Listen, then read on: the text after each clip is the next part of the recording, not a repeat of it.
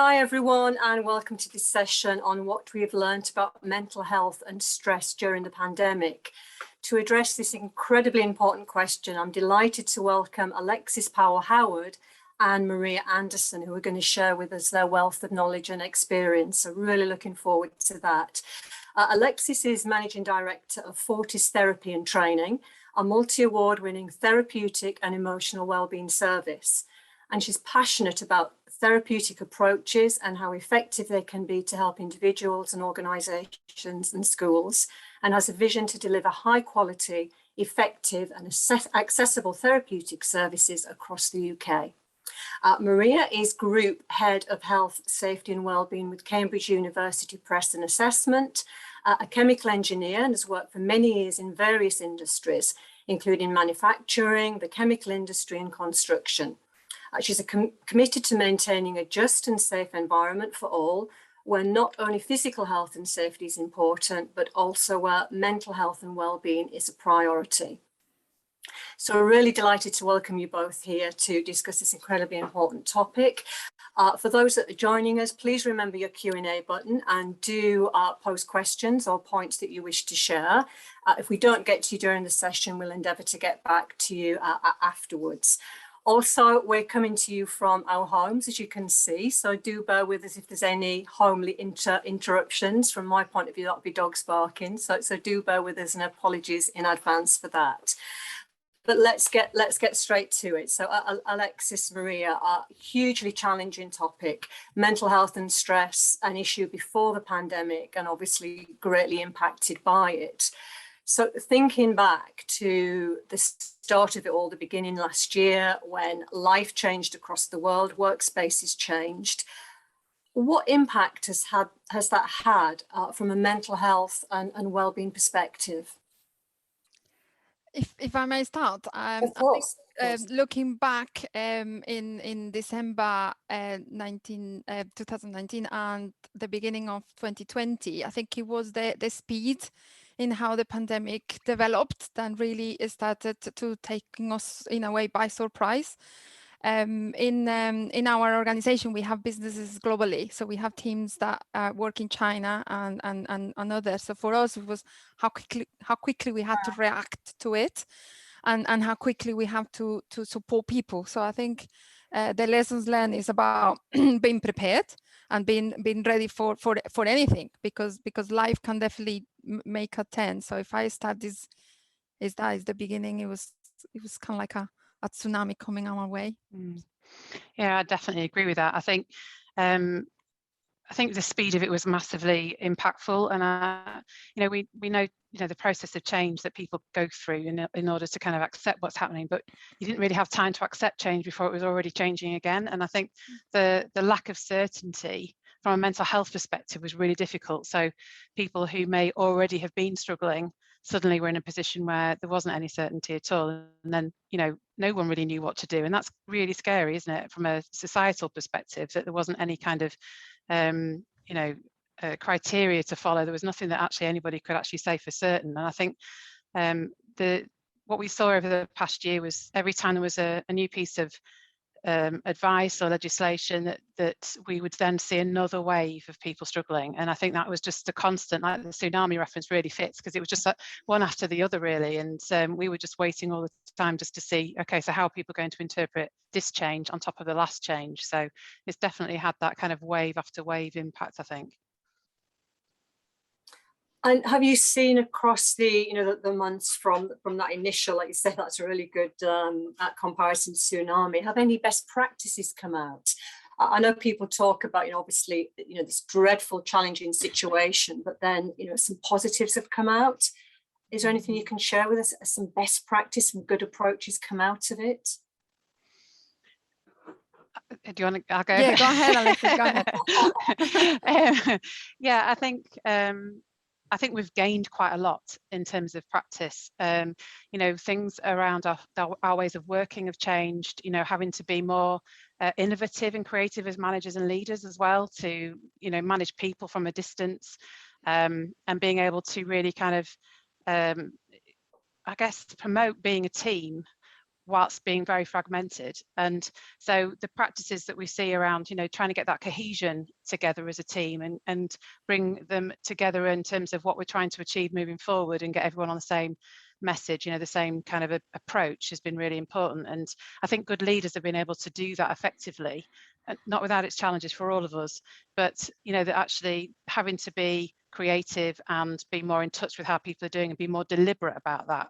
Whereas previously we probably would have just expected to have informal communication and, you know, bump into people and see how they're doing, whereas we have to be very deliberate now and think about that. So I think that's one of the key things for leaders that's come out.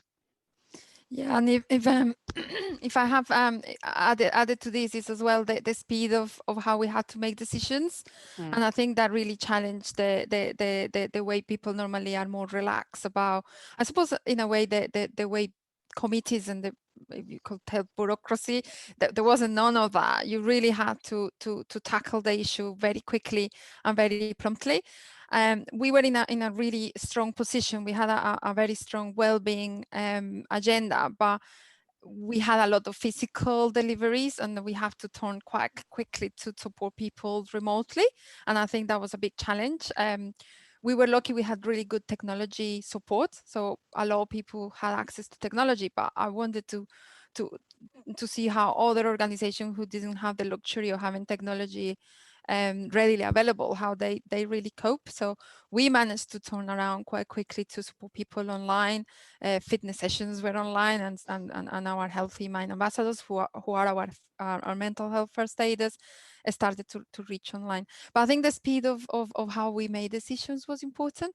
And Alexis, you mentioned communications. I think that was vital. I think how we maintain people up to date with decisions and how we were supported, it allowed people to have less uncertainty in a way, you know, or manage that worriness of how we were managing COVID. So I think, and a true collaboration between teams. It wasn't no one. I think it was one of the other lessons is this didn't affect only one team. It was across the whole organization. Everybody had something to give in. So. And I was going to say, sharing that learning as well, I think across teams is important, isn't it? Because what you might not have come across it in your team, but somebody else might have something they can share. And I think that's been really helpful. It helps with that collaboration and that communication, doesn't it? And just the stuff we want from teams, really, how we want people to work. It's something that really promoted that. Yeah, thank you. There's a question here that's just really relevant to what you both were picking up on with that need for communication and how people learn to manage in a new way. And it's, do you have any advice for managers, particularly around supporting staff working remotely? For example, how can they pick up on signs that somebody might be struggling when obviously there is that remote working? Maria, do you want to start on that? I think this is about continuous conversation. So this is about not assuming that everybody's okay, and also not assuming that everybody's dealing with the issues the way they are dealing with it. Everybody's different, and I think as a manager you need to learn to have that mentoring, coaching approach to conversations. So we were introducing continuous conversations as part of performance management, but very quickly we strengthened the message that well-being has to be part of these conversations. That not only focusing on performance and goals and reports and so on, but well-being has to be part of that. And yes, have that kind of like coaching approach to that conversation where it's not about them, it's about their team, and create that cohesive, I suppose, belonging to the team. I think Alexis at the beginning mentioned, bringing that team together, and I think managers had a huge role in bringing that team together, that belonging to that team, and I think that was quite critical at the beginning. I think something that we've seen increases the confidence in managers to not avoid people that they think might not be okay, even though they might not have any solid evidence that they might not be okay. You know, you might pick it up in a tone of voice, or you might be in a team meeting. If I don't know about you, but some of the meetings I was going on with big organizations, everyone had their cameras off, and you're like, we need to see how people are doing and check in, even if it's on a smaller group, actually making time to actually, right, let's put our cameras on, let's see how we're all doing, and let's just have that kind of informal peer support, really kind of conversation, and supporting managers to actually just step forward and say, how are you? How are you doing? You know, checking in that what else are you holding other than work? Because I think that's the other thing that's really kind of grown in the past 18 months is people could very easily put on a professional persona and you would have no idea what was going on until the wheels were coming off, really, which isn't a very technical mental health term, but you know what I mean, that the things were starting to go really badly wrong. And actually by picking up the phone or just having that, or checking in with someone else that might have a good relationship with them and just making sure that they're okay. And I think also within teams, you know, we've done probably more mediations in the past 18 months than we've done in the past 9 years. And that's around those splits within teams and people not feeling that they are connected, and you know, all that stuff that happens with communication where we misread a situation or our perception slightly skewed because we don't see the non-verbal stuff. And you know, so there's an awful lot around having those approaching it in a very positive way and not avoiding having not even a difficult conversation, just something that you might not be that comfortable with, and also recognizing who's the right person to have that conversation, because it might not be you as the manager, it might be somebody else that you can rely on to do that. And one thing we, you know, following up that supporting managers, one thing that now I recall as something we did quite early was having facilitated conversations with the managers. Yeah. Because sometimes managers feel a little bit lonely on their role as manager. So we brought a facilitator, an expert in mental health, and it was instead of putting lots of learning to them and PowerPoint and e-learning on the managers, what we created was a space for them to talk about their experiences and maybe some issues or dilemmas that we're dealing with, small groups, and then they were talking about specifically on supporting mental health. And I think that really provide managers a space to because they're very competent managers, but sometimes you just need to check in your thoughts and your plan in a way. So that was quite useful as well. Yeah, there's another question that really leads nicely on from that, and it's about managers and leaders, about how they make the message that we're saying is absolutely necessary, that well-being is important. How do they make that authentic, you know, rather than it just being a tick box, and how do they balance that with the pressure to deliver? So with furloughing, restructuring, resources is being stretched. So that's the question. Advice for managers and leaders about making that message that you obviously advocating there, that well-being is important. How do they make that authentic? Go ahead, Maria. I'm going to take that one first. I think this is about leaders being vulnerable and showing their own vulnerability and being transparent in their own stories. So it's not just about saying we care about your well-being. It's about well-being is important, and it's important to me as well. I look after myself, and I think we had really good opportunities for our leaders to show their own journey on managing well-being and managing the lockdown. And by them showing that transparency on their own story, that really help people in a way that can like give permission to people to be real and transparent as well about their own issues. So that was quite good to be able to share the stories of our leaders. The dogs joining in there. Yeah, absolutely. And I think showing that genuine interest, I know that we have been able to maybe see more of people's lives, because quite often the meetings are in their homes and there's children in the background, dogs in the background, everything else that goes on, cats walking across keyboards. We've all got stories, haven't we, of what we've seen.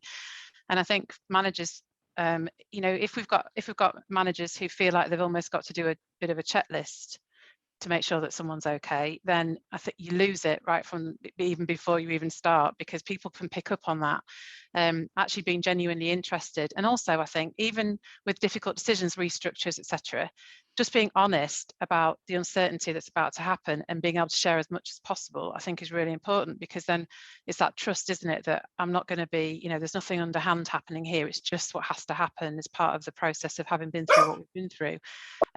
So I think, you know, all of that is really important, that if we're coming at it from being very genuine and authentic, and also being able to not kind of think about ticking boxes, but more on that human level, really. You know, what are you picking up about the other person that you just do naturally and automatically? There's no kind of magic training that's going to give you that. It's just about being human with another human, really. Yeah, and I would say about recognition as well, that not everybody has the same level of emotional intelligence. So managers might find it quite difficult for them to have Mm. difficult conversations and open conversations. So, and that's, I suppose, is when they can create a belonging with other members of the team. So if they feel that themselves can't have this conversation, that they need to reach for help, and they need to reach for help. Maybe the HR or the partnering team can support in the wellbeing team, you know, how you can support that. So if they feel that they have consent and they and obviously develop themselves, but yeah, not assuming that all managers have the same confidence and they feel comfortable having these conversations. But yeah, especially managers who prefer to be transactional, and yeah, you know, that's the bit we've had to really kind of think about. Is I've had to say to people I'm coaching, right, how about saying how are you before you launch into whatever it is you want that person to do, and just kind of that. Yeah, absolutely. If you're transactional and also the industry you're in, it kind of lends itself to that as well. It's how to soften it around the edges and just make sure that you've checked in first before you go into that.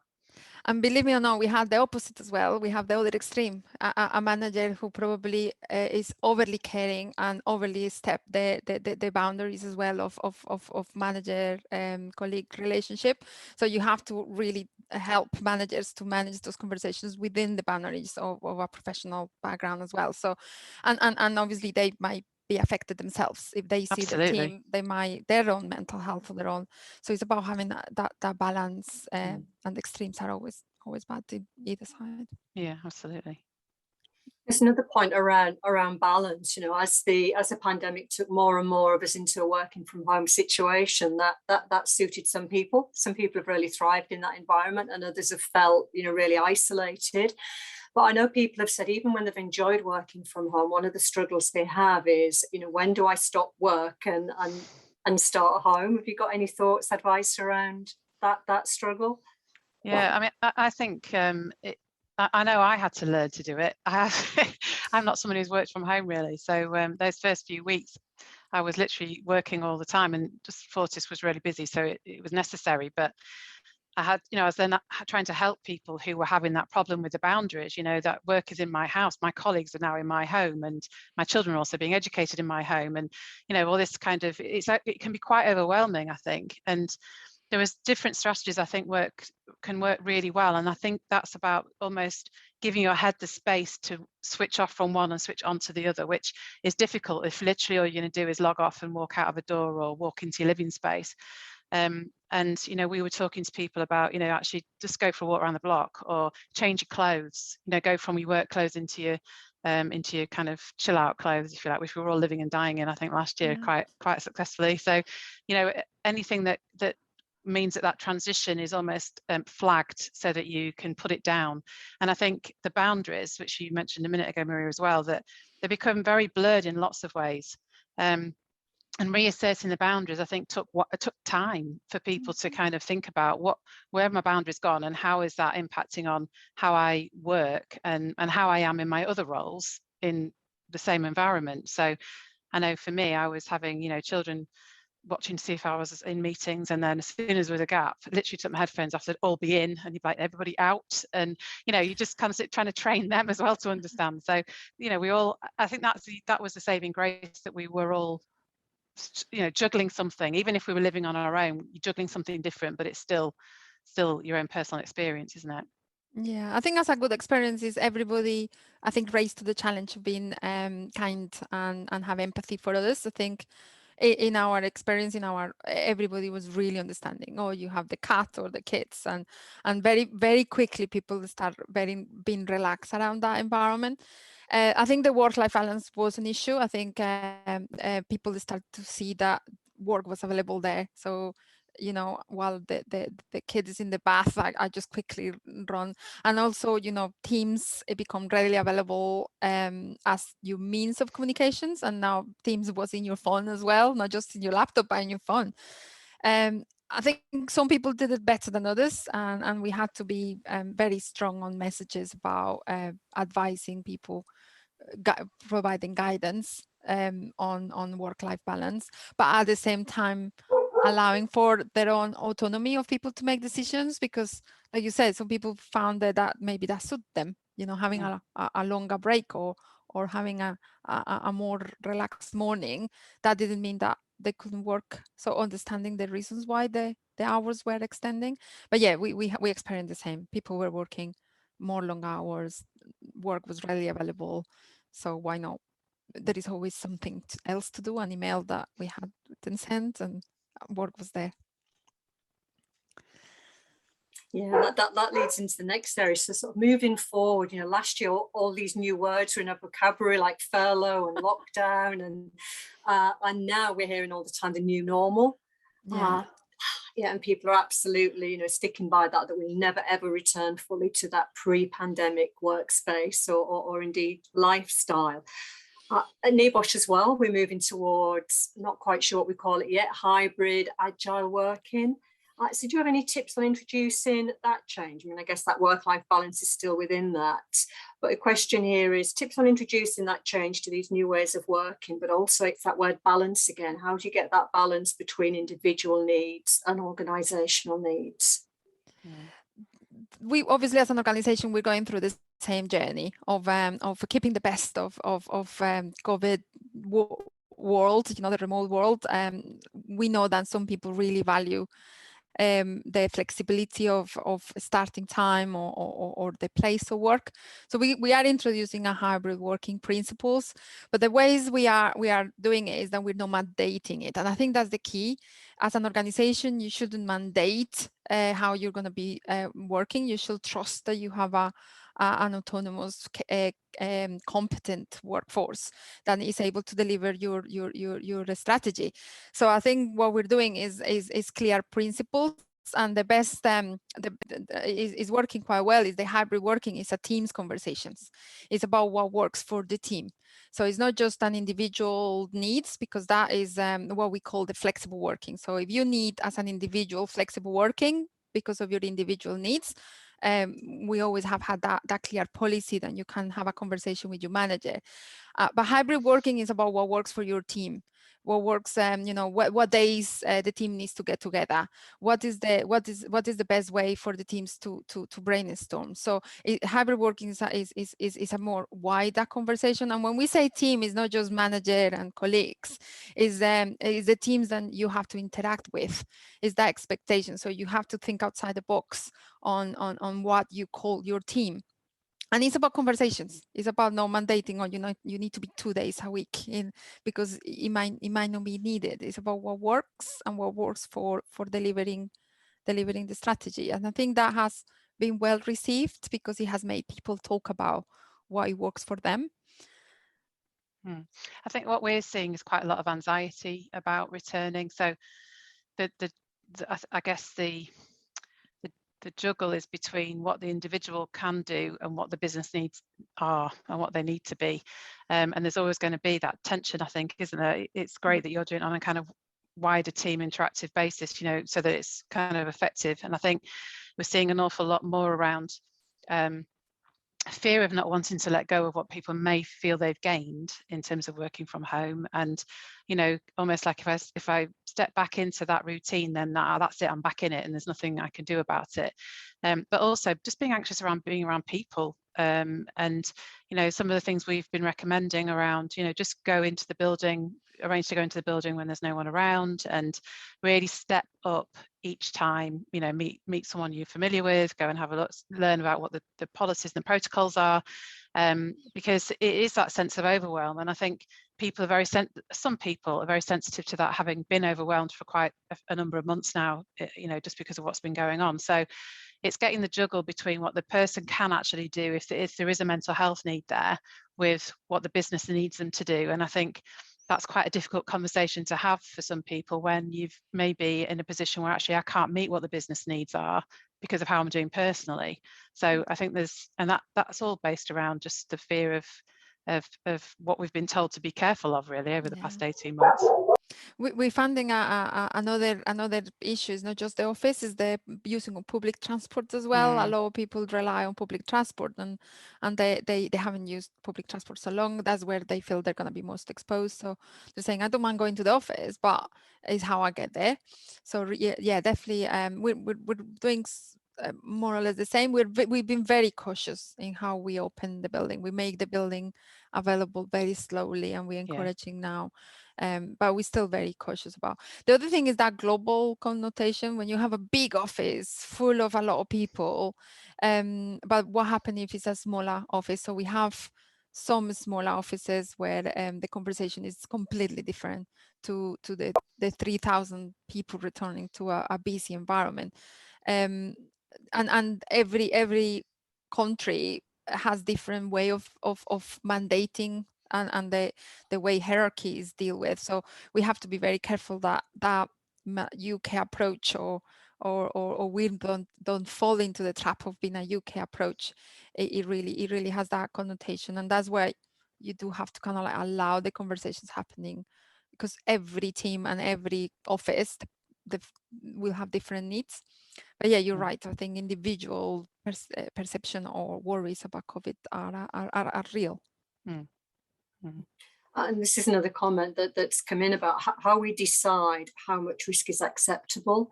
I know there's been some dialogue in the UK about, well, okay, now employers are just basically left to it, restrictions are lifted. But the question here is, what do we do if people are not ready to not wear the masks and they're not ready to start working collaboratively with others? That's when I'm start putting my hat of statutory compliance and I put my well-being and I have both, and I keep juggling my well-being with my statutory compliance. I think that's a really valid point, but we have to remember that a lot of people didn't have the luxury of working from home, and they had to be in the office or in the operations in the warehouse. We still have operations, and they've stopped. That we had to protect people even during the pandemic. We had facilities team, receptionists, our print and operations team. So we have always to keep people safe during the pandemic. It wasn't as simple as send people home, and that was the end. So COVID is another hazard that we have to deal with, and the best thing is never going to be zero risk, and that happens with everything we do in life.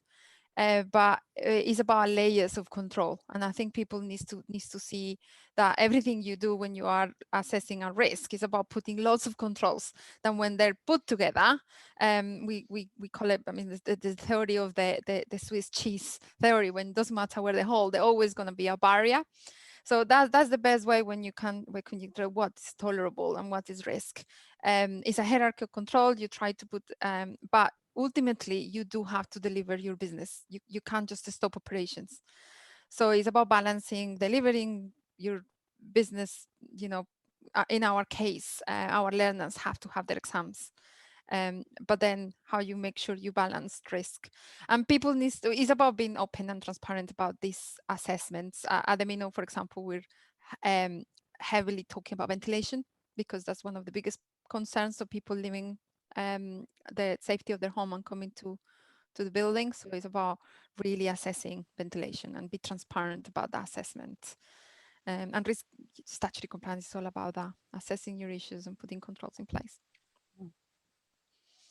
Yeah, I mean, that's not my, thankfully, Maria, that's not my bag. What I would say, and just know from in terms of us, how we work with people, obviously we do a lot, there's a mix of online and also in person.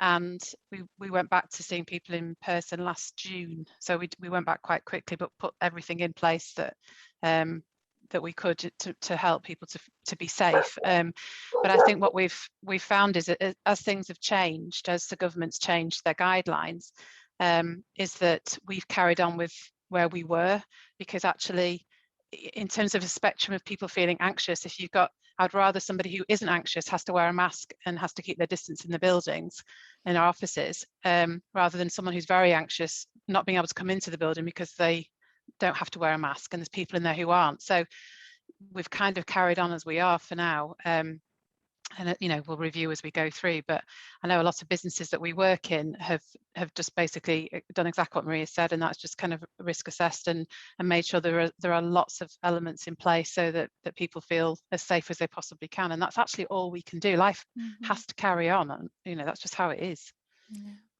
Yeah, that's great advice. And the principle of risk assessment, that word that keeps coming up, is that balance, isn't it? But linked to that, there's a point here about data and information, and do we have enough of it to make those sound decisions? Because you both started off commenting about the speed, and how this hit us. So have you got any thoughts on that? Should we be doing more to collect data and share that to form the basis of the decisions? Yes, definitely. I mean, that's a short answer. I'm just looking back at what we did because the pandemic obviously evolved so quickly. We have our reactive data, sickness, absenteeism. Very quickly, we have to start collecting information about who was infected or affected by COVID directly, who they have to self-isolate and things like that.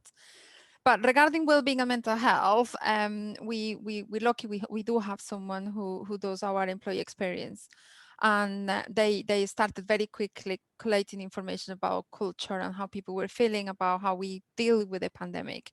So by using these type of culture surveys, when everybody will have to tell you exactly how they feel, and we were able quite quickly to measure if we were making the right decisions or not. So I think data is valuable, and not just about making the decision of what is the next step, but also checking in if what you have done and maybe change your direction. So I think we have been lucky that we have had access to our reactive data like sickness and absenteeism, but some more I suppose direct data regarding change and how we were dealing with the pandemic.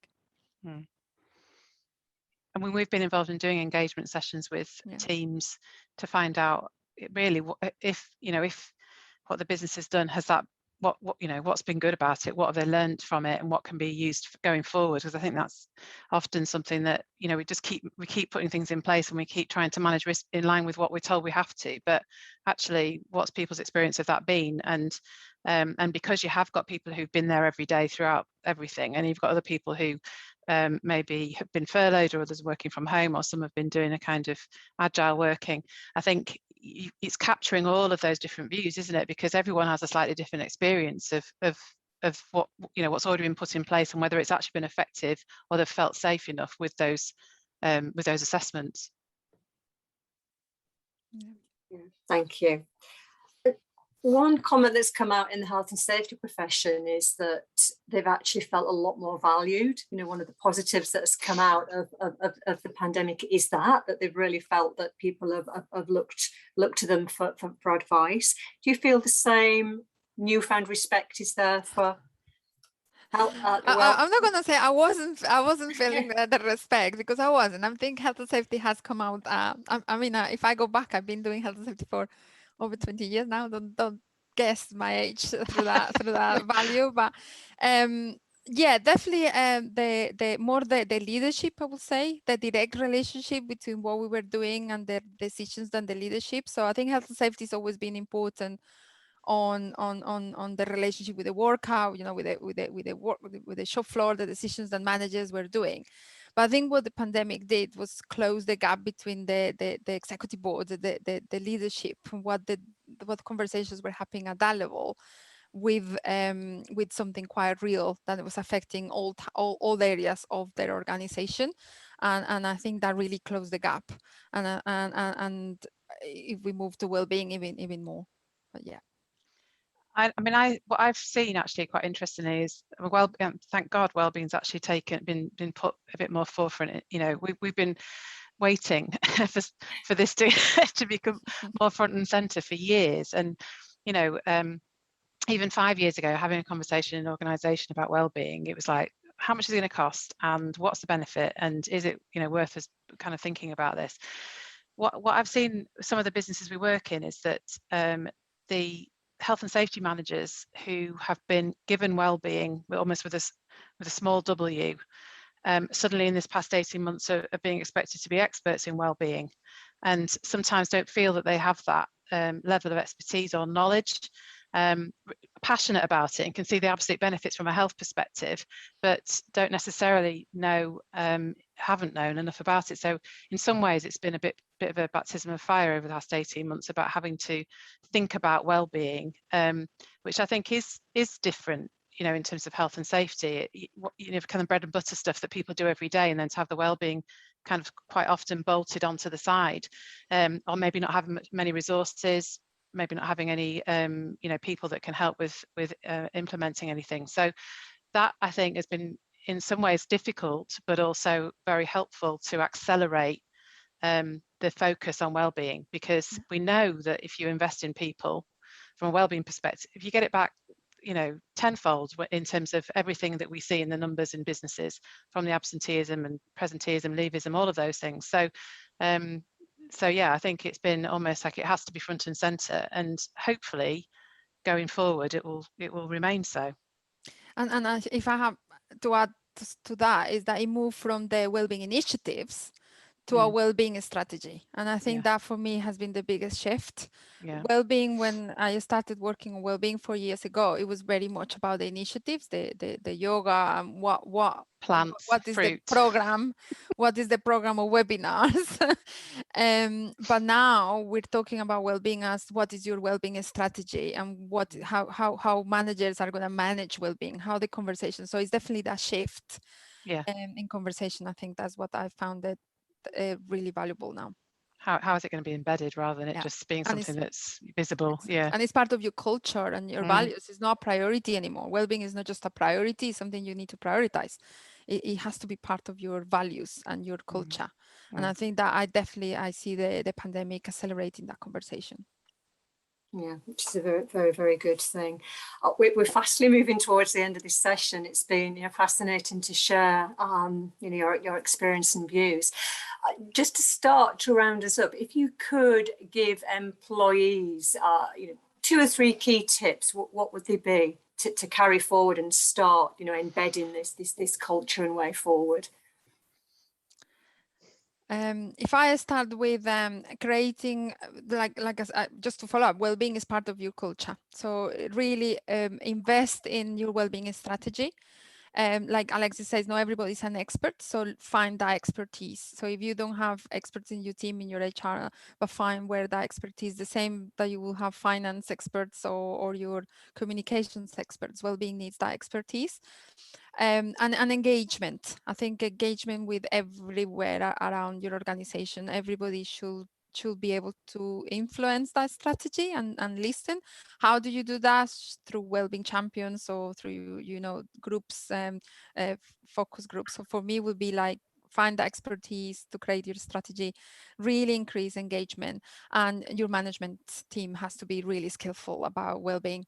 I think you can have a very 1 or 2 people focusing on well-being, but ultimately it's the managers who are having those conversations. For me, that's 3 tips, you know, expertise and the strategy, engagement and listening to what people need, and your managers to be able to really deliver the change.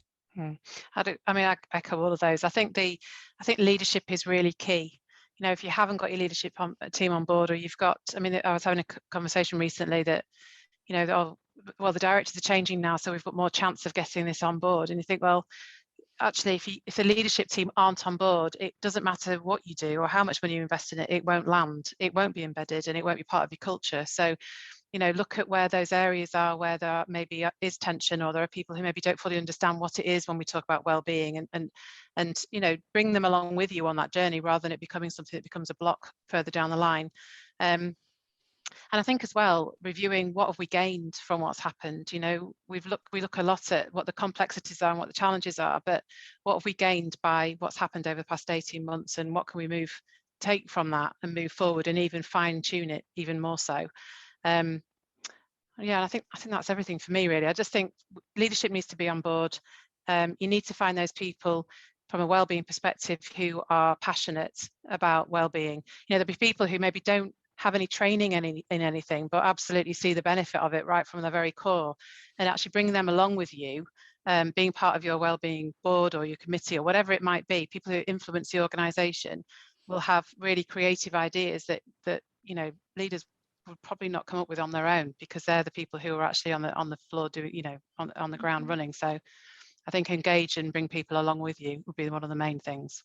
Yeah, And I would say never give up. This is not just a 1 month or 1 year. This is Forever. It's forever. You have to really continue and never give up. Wellbeing is forever. It should be a hashtag. Wellbeing is forever. Not just for Christmas, yeah. No. Yeah, not just for a pandemic. not for the pandemic. Yeah, that's it. Wellbeing is not just for pandemics. We should cover that. There's a great question here, because we've been making understandably a lot of reference to leaders, but the question here is, who is supporting them? So there's recognition here that they've had to furlough people, perhaps made people redundant. They've had wellbeing added into their roles and responsibilities. So just any thoughts on that, on who should be supporting the leaders? Where do they go to if they're feeling not great? Something that we've found has really increased for requests from us is reflective practice, and that is having small groups of leaders and managers carefully selected so the groups have a good balance in them, but being able to do them online and have reflective practice conversations. So it's facilitated, but it's also about that, what's the personal resonance, what are their circumstances, but you're also creating that support network with other leaders who understand those challenges of the role, but also maybe can share ideas and ways of working and moving forward. I think part of being a manager sometimes is people can be working very much in silos, and that is very lonely. Mm-hmm. When you've got a wealth of experience and knowledge across a leadership team, why wouldn't you use that to support each other? So I think from a something that can be done either internally, as a kind of peer group, or as something bringing in a facilitator, having those open and honest conversations and just being able to track how leaders are doing, because any leader, most leaders haven't known what to do at some point several times over the past 18 months. And they don't have to know, and they don't have to know everything either. They don't have to know everything. But between you can figure it out usually. That's great. And just finally, because we are in the last minutes now, this great session, a final question here. Do you think there are more challenges to come? There's a little bit of dialogue here about how behaviours are perhaps changing long term, that as individuals we're worried about planning ahead, we're not being spontaneous anymore. Any thoughts on what the next challenges might be? Alexis? Yeah, okay. I mean, from a mental health perspective, I think we won't know exactly what the ripple effect looks like and for a while. I mean, we're seeing huge impacts in terms of people's purpose, reflecting on where they, their purpose, where they live.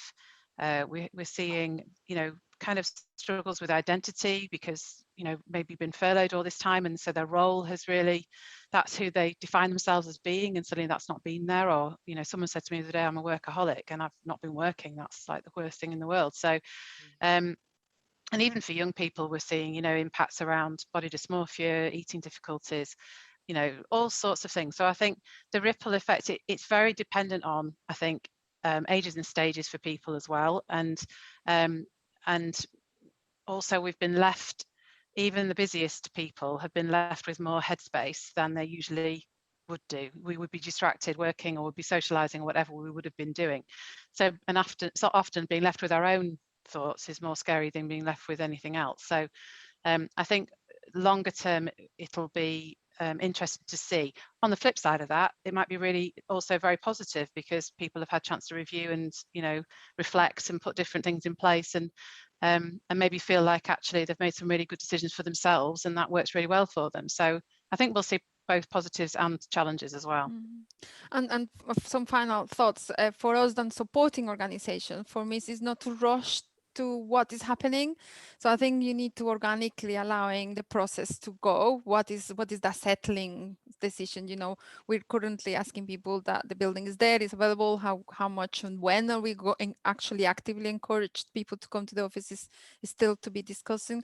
But it's about really accepting that this is new for us, and we do need to allow that time to settle organically in a way, without rushing it or forcing it, and trust that things will settle, and we will get to the other side with the good things, and safely and healthy. Like you say, it's that balance, isn't it? Making it authentic, keeping that communication open, engagement.